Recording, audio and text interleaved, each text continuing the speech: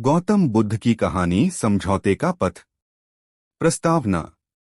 बहुत समय पहले की बात है। एक राजा नामक शासक था जो अपने राज्य में शांति और सुख शांति की तलाश में था। राजा के दिल में एक सवाल बार बार उठता रहता था, जीवन का अर्थ क्या है। उनकी तलाश में वे अपने राज्य के पुरोहित से मिले। पुरोहित ने राजा को कहा, राजा, अगर तुम शांति और सुख की खोज में हो तो तुम्हें मुनि गौतम से मिलना चाहिए। उनके ज्ञान में ही वास्तविक सुख है। राजा ने इस सुनहरे सुनहरे वचनों को सुनकर तत्पर होकर मुनि गौतम के पास पहुंचे। मुनि गौतम ने राजा के प्रश्न को सुना और हंसते हुए कहा, राजा, सुख और शांति का मूल रहस्य तुम्हारे अंदर ही है। तुम्हें अपने अंदर की ओर देखना होगा। समझौते का पथ।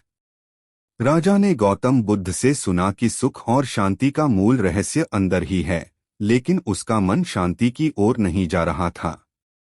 वह बहुत समय तक चिंता करता रहा, परंतु उसका चित्त शांति की ओर नहीं बढ़ा। तब एक दिन उसने गौतम बुद्ध को फिर से मिलने का निश्चय किया। राजा ने गौतम बुद्ध से मिलकर कहा, आपने कहा कि सुख और शांति का मूल रहस्य अंदर ही है, परंतु मेरा चित्त शांति की ओर नहीं बढ़ रहा है। कृपया मेरी सहायता करें।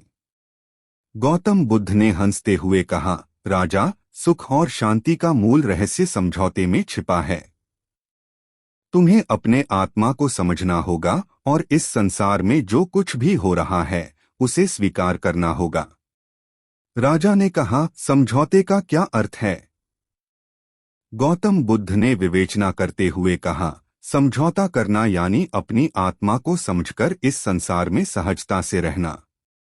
जब हम इस संसार के साथ समझौता करते हैं तो हमारा मन शांति से भरा रहता है।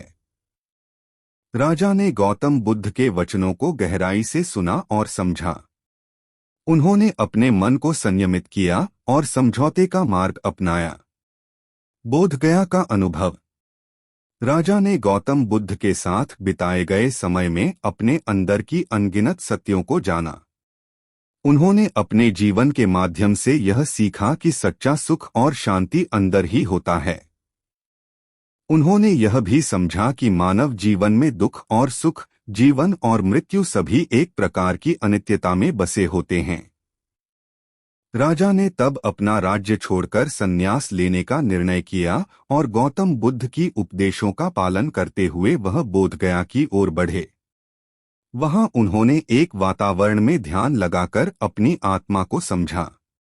उन्होंने वहां अपनी पूरी जीवनी भर की सारी चिंताओं और कष्टों को छोड़ दिया और एक नए जीवन की शुरुआत की।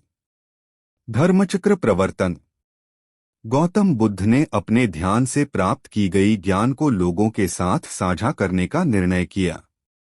उन्होंने बोधगया में अपने पहले उपदेश दिए और उनके शिष्यों को बोधि वृक्ष के नीचे एक नए धर्म की शिक्षा दी। इस दिन को धर्मचक्र प्रवर्तन कहा जाता है और इस दिन से बौद्ध धर्म की शुरुआत हुई। राजा ने भी गौतम बुद्ध के उपदेशों को अपनाया और उनके राज्य में शांति और सुख का अद्भुत वातावरण बनाया। उन्होंने अपने राज्य को धर्मराज्य बनाने का निर्णय लिया और वह अपने प्रजा के साथ एकमत होकर धर्म के मार्ग पर चलने का संकल्प किया। उपदेशों का प्रचार। गौतम बुद्ध ने अपने उपदेशों को भारतीय उपमहाद्वीप के अलावा बाहर भी प्रसार किया। उनके उपदेशों ने लोगों को सही मार्ग पर चलने के लिए प्रेरित किया और उन्हें एक सुखमय और शांतिपूर्ण जीवन जीने के लिए मार्गदर्शन किया।